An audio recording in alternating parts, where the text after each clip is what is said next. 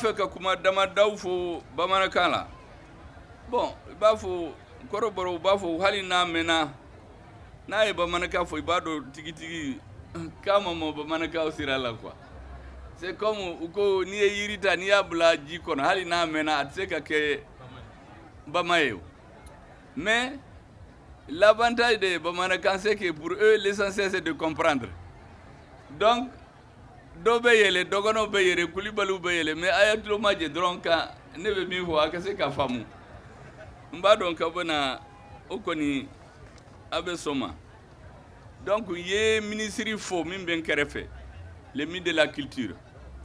a y'a dɔn kabini l'an passé jusqu'à mardi après-midi an kun bɛ sikasika la est-ce que ne ka programme bɛ n permet ne ka na Segu ka tɛmɛ ka na san donc le ministre de la culture est resté en stand-by ni ne kun ma se ka na ale de bɛna président ni ne représenter mais le mardi soir ne ni président ye dossier lajɛ an tilal'o la n ye sanke kuma fɔ a ye an bɛnna ka ko ne de bɛna parce que sankemo kɛra fɛn min ye Mali la kabini aw denkɛ Asimi Goyita nana présidentya la a tɛmɛna activité culturelle dɔrɔn de la a kɛra Maliko de ye o de kama an bɛnna ka fɔ premier ministre yɛrɛ ka na i y'a fɔ ministre de la culture ma a ko hey e y'a fɔ ko ne de bɛ taa sisan hali n'i bɛ taa ne bɛ taa i nɔfɛ an bɛ taa ɲɔgɔn fɛ o ne fana b'a fɛ ka taa san parce que ko barika bɛ san kɛmɔ in na n'i taara la barika bɛ don i ka baara bɛɛ la donc a fana nana a ka mobili yɛrɛ gɛlɛya dɔ sɔrɔ mais ne ye mobili ci a ma a nana i y'a ye barika b'a la o parce que n'a kelen de kun nana a kun tɛ se san bi o donc n y'a fo ka gouverneur fo ka conseil national de transition k'u fo u ɲɛmɔgɔ minnu bɛ yan a y'a dɔn Bamako n bɛ to ka fɛn dɔw fɔ kuma caman bɛ bɔ o réseau kan ko Malijaw ye karisa de ye nin de don nin de don n b'a fɔ mɔgɔw ye k'u ka kɔlɔsili kɛ ne filɛ nin ye fɛn caman n'i y'a kɛ n b'a lajɛ mais fɛnba dɔ bɛ yen barika bɛ min na ka tɛmɛ fɛn caman kan gouvernement sigira 2021 gouvernement kɔrɔ bɛ kalo 6 dɔw yɛrɛ bɛ san 2 kɛ u ma taa gouvernement min bɔra ye san 2 kɛ u ma taa assemblée la mais an taara au bout de 6 semaines donc kun 6 taara gouvernement ka programme présenté o don débat cayara dɔw yɛrɛ wulila k'a bɛ ne énervé mais normalement c'est comme ça dans une assemblée les débats doivent être intenses mais à la banque kɛra mun ye le président du conseil national de transition a pesé de tout son poids pour que ka yamaruya di gouvernement ma donc an bɛ baara o baara la CNT de ye yamaruya di CNT président de ye yamaruya di ne bolo o ka bɔ ni fɛn bɛɛ ye kuma min fɔra ne t'o lajɛ o ne b'o lajɛ ni mɔgɔ bɛ ka barika da gouvernement ye bi dɔ de ye yamaruya d'a ma o yamaruya in a bɔra CNT la n b'a fɔ donc ka CNT mɔgɔw fo k'u ka président fo k'a f'u ye ko ne filɛ nin ye mankan bɛna caya mɔgɔw bɛna hohaho kɛ mais le plus important je ne le perds jamais de vue ka Segu ka san président du conseil des cercles président de la maire de la commune urbaine ani dugutigiw k'u bɛɛ fo aw y'a dɔn dugutigiw ça fait plus de 70 ans u kun bɛ kɛlɛ la k'u ka statut dɔ ɲini fanga si ma kɛ n t'a dɔn mun de kɛra filɛlikɛlaw de y'a fɔ k'u kana kɛ wa ne t'a dɔn en tout cas a ma kɛ en 2021 le 11 novembre u bɛɛ welela Bamako le lendemain Asimi Goyita ye a y'a ka médaille d'u ma an y'u ka statut sigi parce que bɛɛ b'a fɔ ko dumuni yɔrɔ nin b'a fɔ min ma gabugu ko kɔrɔ ni misiri ye o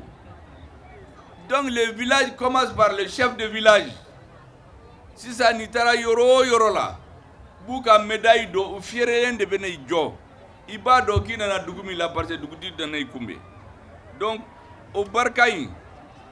en bas fouye, en goufo.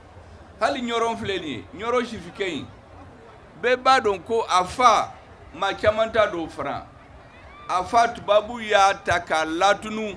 en 1941. Ala barkala asim goita nana. Ayo den taka di bema. Lala kafo.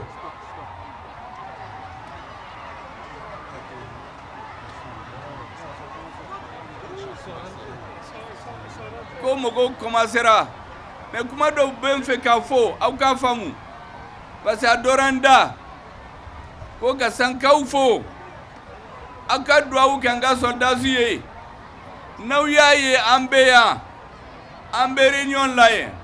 Dobe do ka moni ka jege c'est passé la kanakara. Ni marfa do kisira ni manganchi za bebe boli katakasu. Dobe kungo kono. Be ku ni di burkanga se kasigi. O malien an kangu fode an kana kuma fitirwale. Donc o kuma bayi ne kanga fo ntara kam militaire kon kumuso fo. Sisa ina fo mogo mi ni mi togotila ita donc di barka ka bonya ni sécurité be mogo no min be sigi ka sécurité sinsi antu jate mais an kana nyinuko anga barka dawe